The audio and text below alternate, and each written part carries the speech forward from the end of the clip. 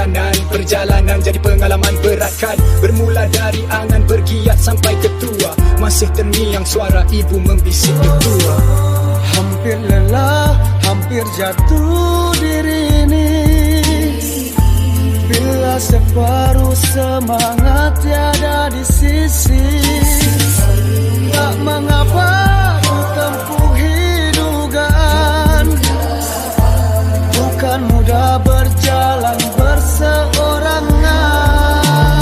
Berjaya melangkah pagar kawat berduri, percaya adakah hidup ini berjuri. Sentiasa dihakim dihukum darah sendiri, berjasa pun dihakim dihukum jasa dicuri.